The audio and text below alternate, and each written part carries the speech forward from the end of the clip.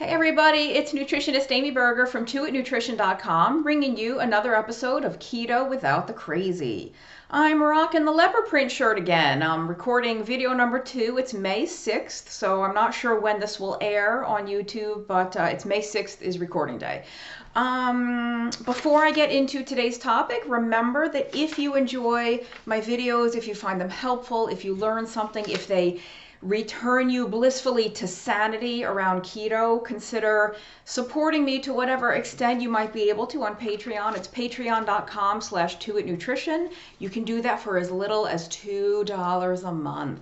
You can do more than $2 a month, but if all you can spare is $2 a month, buy me a cup of coffee. Great. If not, happy to have you here anyway. On with the show. Okay. So I mentioned last time when I was sort of saying what this video was going to be about that I did a video in the past that was called FU Keto Police. So this is kind of another food police video, but it's not specific to keto. It's kind of food policing, food shaming, judging in general. And it's kind of a big topic, but it really, really needs to be addressed because I see it happening all the time and I'm so very turned off by it. And it makes us all look bad. So let me start off by saying that I don't know why grown adults are so concerned with what other grown adults put in their mouth. Why is this even a thing? Why do we care? Now, I know partly why we care, and I'm going to talk about that. Talk about the reasons why we do this, why we look at other people, what they're eating, what they're doing, and how it affects us. And then we'll talk about why some of that might be a problem. So obviously you saw that the paper, I have some notes. I don't want to forget anything important. So I think in certain circumstances, the reason we care is because it affects us personally, right? You can see it, first of all, if you have a loved one who is healthy, you want them to stay healthy, right? You want them to keep doing things or start doing things that are going to keep them healthy or make them even healthier. If you have a loved one who's not so healthy, especially if they are dealing with an issue that you know or that we sort of know to be related primarily, if not solely, to diet and lifestyle. If you're in that situation where your spouse, your significant other, your parent, your aunt, friend, coworker, relative, whatever, is eating themselves sick, frankly, eating themselves to death, eating themselves to an early grave, or eating themselves just to a chronic pain, to depression, to anxiety, to type 2 diabetes, to whatever, if they're dealing with something that you know to be largely affected by diet, maybe not 100% caused by, but definitely affected by diet, of course you want them to do better. Of course you're concerned with what they're eating because you know or think you know that you could really help them if only ... right? If only they would change what they eat. And it's not even, that's an altruistic thing, right? You want them to be around. You want your parents to be around to take, to watch your kids, to be able to play with their grandkids. You want your sister, your brother, your husband, your wife, your friend. You want these people to be around for a good long time in your life, and you want them to be healthy. You want them to be able to walk around. You want them to be able to play with the kids or go on vacation with you and hike a mountain, whatever it is. So it's somewhat altruistic, but it is also somewhat selfish, right? Because when someone that's very close to us is debilitated, it affects us personally. If you have a spouse that has chronic pain or has type 2 diabetes or has something going on that affects you, where maybe they tire out easily, maybe they can't stand for long periods of time, maybe something, I don't know, something's affecting their physical health or their mental and emotional health to the point where they're not able to be a contributing active member of the household, right? Maybe they can't do a lot of chores, maybe they can't stand on their feet and cook. Maybe they're unable to drive, or, emotionally, maybe panic attacks, anxiety, they don't feel safe driving, they can't pick the kids up, they can't run errands. And before I go any further, let me clarify that this is not blame. I'm not like, oh, if you would eat better, you wouldn't have depression. If you would eat better, you wouldn't be sick. That's why I say things that we know to be caused or exacerbated. The or exacerbated means I know all of these things are caused by different, it's not always diet. Diet just makes a lot of them worse very often. And of course, there's always physical accidents, unforeseen things happen. You could lose a limb for some totally unrelated reason. Things happen, I know. But just so we're clear, because people hear what they want to hear despite what the person actually says. So I want to be really clear about what I'm saying. There's no blame here. You were clear, right? Okay. So with that in mind, the point is, if somebody is eating in such a way that is making them sick or making some other sickness worse, it is within your rights to be upset about it or to want them to eat differently if it's personally affecting you. If you have to pick up the slack, if you have to do all the chores, you have to do every single thing because they are physically, mentally, or emotionally unable to, that does affect you. And this happens in the workplace, right? If you have coworkers that you see eating a certain thing every day, maybe they have breakfast and or lunch at the office and you see what they're eating and they're debilitated or they're out sick a lot.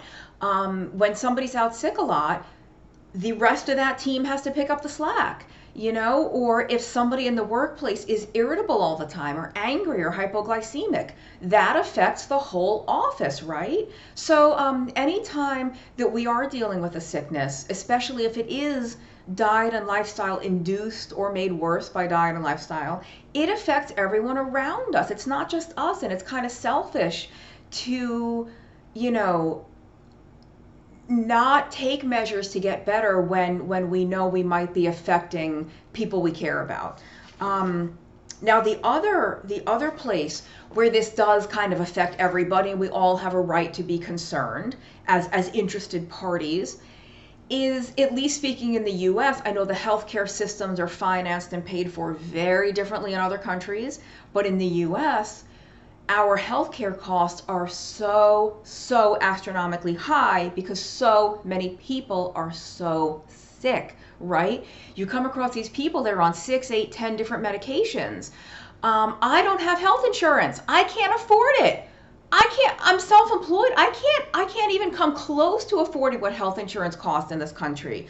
And again, there's no blame. I know people get sick, things happen, but how much lower would the vast majority of premiums be if we weren't paying for so much insulin for type 2 diabetes? Yes, I understand type 1 will always need some, but that we're paying for so much insulin for type 2, so much metformin, so much sulfonylureas, so many different drugs for that one condition, hypertension medication, antacid medication, all of these medications that could pretty much be totally eliminated, or much lower doses, maybe lower frequency, on a ketogenic or low carb diet, or some other lifestyle intervention that works. Keto isn't the only way to be healthy, but we're all affected by this. We all have to pay more into the system because so many people are so sick. Instead of being able to reserve the vast amount of this money for catastrophic accidents and catastrophic congenital inborn, problems, which is where most of it should be going to, it's going to manage blood sugar and blood pressure and acid reflux and infertility and so many things that are caused or made worse by diet and lifestyle. So we all have kind of an interest in what other people eat and how they take care of their health, not just with diet, but with sleep, with stress, with physical activity, with getting sunlight, fresh air. I don't know if anyone's ever been able to actually quantify, like, how much fresh air do we need? Do we need any? Exactly how much sunlight benefits health? We don't know. We just kind of get the feeling that all of this matters to some extent. Lord knows diet matters. So we have definitely an interest in what other people eat. So now that I've said that, let's move on to the issue that I really want to talk about, and it only took me 10 minutes to get here. I point this way because I have this big screen on the side where I have my clock.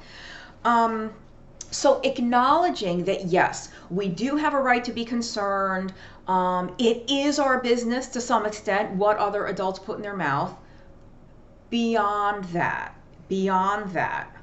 the first point I want to make is that you don't owe anyone anything with regard to your diet. Not a single thing.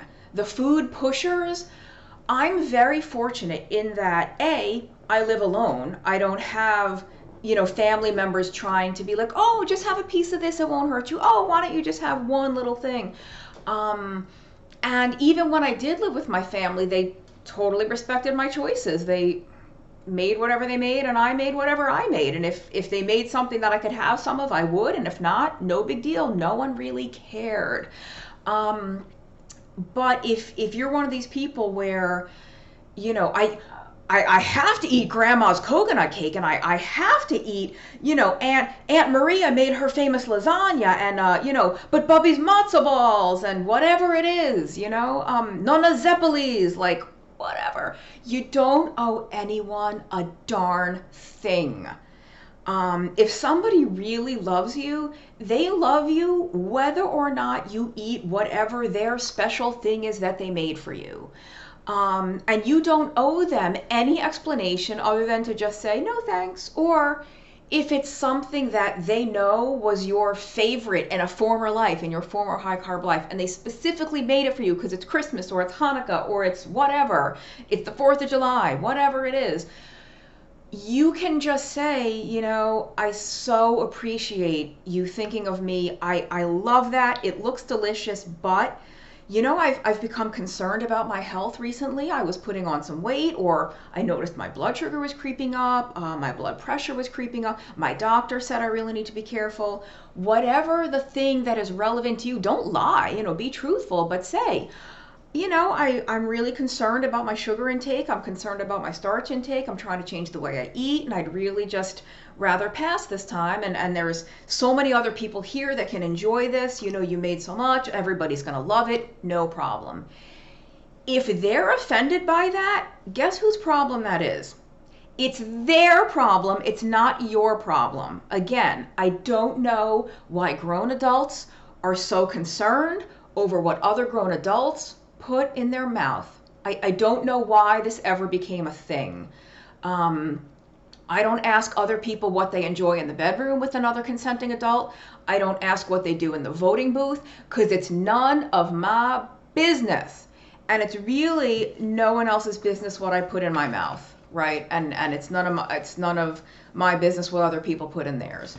So you can be gentle, polite but firm with the food pushers. If they don't get it, that you're really changing your ways because you're concerned about a medical issue or your just general health, it's perfectly acceptable to say, I love that thing. It used to be my favorite, but I've been doing so well eating lately, and I just know that amount of sugar just isn't going to sit well with me, or I've been doing so well, I'm afraid if I have that piece, I'm going to want the whole thing and then more. It's just better for me to have none, but I'm happy to sit here and chat with you instead of eating. My friend Christy Sullivan from, I think it's Cooking Keto with Christy. She does some recipes for Diet Doctor now too. She's got some great keto cookbooks. One of them is called Keto Living Day by Day. It's a phenomenal, not just a cookbook, phenomenal guide to emotional sort of things that you have to learn when you change your diet in such a radical way. Anyway, Christy gave a great talk I saw a while back about how to deal with this, how to deal very lovingly with your family, especially if it's an elderly relative that made her special thing just for you. You can say, I love it. I love you. I'm so happy to sit here and chat. I'm going to have some coffee. I'm going to have some tea while you enjoy this. I'm just so happy that we can visit. Again, if they don't get that, it ain't your problem. Now, moving on to the real heart of things, and I've kind of been delaying. I've been delaying because it's a difficult issue to talk about, but here goes.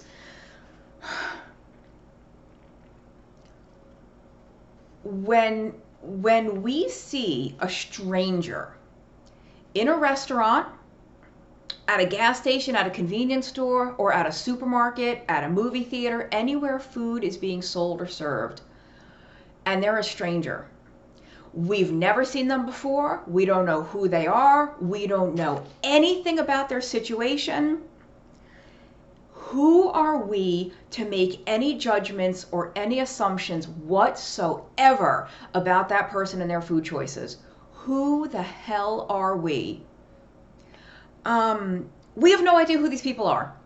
Let's say, we don't know anything. We know nothing. We don't know their medical history. We don't know what kind of day they're having. We don't know what kind of personal situation they're in the middle of, just like they don't know any of that about us. So, for example, let's say we see someone who looks like they could weigh approximately 400 pounds. And maybe they've got some stuff in their cart or in their basket that you might think, wow, someone who's 400 pounds probably shouldn't be eating that. You know what? First of all, that person could have been 500 or 600 pounds last year. They're actually doing great. They're doing great. They've already lost 100 or 200 pounds. And maybe they're having a really bad day. Maybe they've been doing really, really well and just something slammed them in the face today and they want some damn ice cream or they want some damn cookies. You know what? Let them have the ice cream. Let them have the cookies, because it happens to me every now and then too. Sorry, there goes my halo. Not that I ever had one. I've never tried to fool anyone into thinking I'm perfect. If anything, the exact opposite. And we also don't know, maybe that person, whatever weight they're at, however they look, they could be in a scooter, they could have a cane, they could be an amputee, whatever the situation is, maybe they follow an excellent diet. Maybe they eat better than all of us. And every 8 weeks, every 10 weeks, they give themselves that one day to have whatever, to have the donut, to have the ice cream, to have the pasta, to have the bread, to have the cake. And we happen to see them on that one day because we've never seen them before. So we have no idea what's happening, right? Even if that's not the case, even if they eat like that all the time. You know what, friends? Food addiction is a real thing. And sugar addiction is a real thing. And binge eating disorder is a real thing. And if you think these things aren't real, it's because you are fortunate to never have been affected by them personally, or to never have someone very close to you affected by them. Or there's a good chance somebody close to you is affected by them and you don't know, because people that have these things are very, very good at hiding them. So some people have addictions that get hidden. Some people have addictions that are in plain sight, because if your addiction happens to lead you to become obese, you can't hide that. There's a lot of other, habits and addictions that you can hide, physically at least, and to the naked eye, it's not visible. But what I would like to do is for all of us, me included, to not judge and not assume anything, because we don't know anything. We know nothing, in the same way that all the people we see in the store know nothing about us. So I would love for our community, the keto, low carb, paleo, whatever, Weston A. Price, real food community as a whole, to have less shaming, less judging, less knee-jerk reaction, less rudeness, and more empathy, more understanding, more compassion, more understanding and fellowship with our fellow humans who are traveling this sometimes really difficult journey on this planet with us. I know that sounds woo-woo, pie in the sky, airy-fairy, as Mark Sisson would call it, but it's real. It's real, right? it is, sometimes it's hard. It's hard to get through the day. It's hard to get through your job. It's hard to get through your kids. It's hard to get through your spouse. It's hard to get through life. And sometimes you just want a slice of cheesecake from the supermarket and you put it in your cart. And, you know, like I said, with addictions, even if that's something somebody does every day, they don't need to be judged and shamed. They need to be understood, and they need love, and they need support, and they need encouragement. Because we've all got something. We've all got something. Whether, you know, some people are addicted to negativity. Some people are addicted to criticism. You see it on Twitter all the time, right? There's those people that never, ever, ever say anything positive about anything. It's always a criticism. It's always a debate. They always got to poke the hornet's nest. You see it on Facebook too, I'm sure. I don't go on Facebook because I don't like it. So, but no, some people are addicted to being unhappy. They're addicted to finding fault. Some people are addicted to exercise. Yes, there is such a thing as too much exercise. So whatever it is, you know, it doesn't always have to be food related, because a lot of times I talk about the food related obsessions. It doesn't have to be food. We've all got something, whatever it is. You might see somebody at the store whose something is food addiction or sugar addiction or binge eating. I'm totally repeating myself. I thought that I had more to say. Let me look at my notes. I guess because I just see it. I see comments being made. I see, you know, rude looks. I see stuff, you know, being said on podcasts or being written about in blogs, being tweeted about with, you know, we talk about like being shopping cart voyeurs, like looking into somebody's cart, like, ooh, what do they have? And I do that just because every now and then I spot somebody who's probably keto. I was at the store a couple of months ago, and there was a couple behind me, and here's, if I remember correctly, here's what they had on the conveyor belt: a cauliflower, some avocados, heavy cream, eggs, chicken, and cheese. And I just casually said, I was like, do you happen to be doing low carb or keto? And they were like, yeah, we are. So I gave them my business card. They didn't need my help. I said, it looks like you're doing great, but if you ever have any questions, here's my card. So I like to look because I just feel like I'm going to see a keto person every now and then, and I'll say hello. But I don't look to say, well, what's that obese person eating? What's that person in the scooter? What's she buying? Because it's none of my damn business. We're just all fellow travelers on this road of life, on this road of eating, on this road of buying food. And I guess that's it. I've said my piece, but I hope you understand. I hope you agree. Like I said at the beginning, I know that there are very legitimate reasons for us to be concerned about what others eat, especially people we care about, people we love, and people that we want to be healthy. But, you know, just less judging, more empathy, more compassion. We're all only doing the best we can at any given moment, right? And when we see somebody only one time, one moment on one day, we might be seeing the worst moment they've ever had. We don't know. We might be catching them in a really, really awful moment.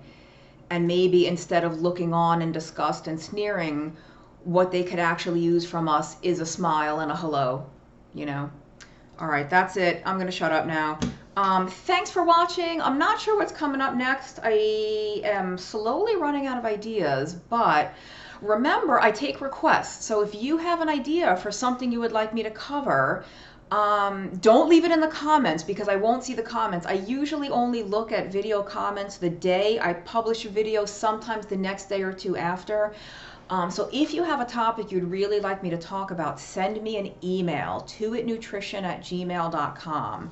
I have one or two more viewer requests that have come in, and other than that, you know, I read a ton of papers. I could start just talking about some of the papers I read, maybe stuff on thyroid, on diabetes, on insulin. I guess it never occurred to me that I could do that. But all right, that's it. Thank you for watching. I'll see you next time.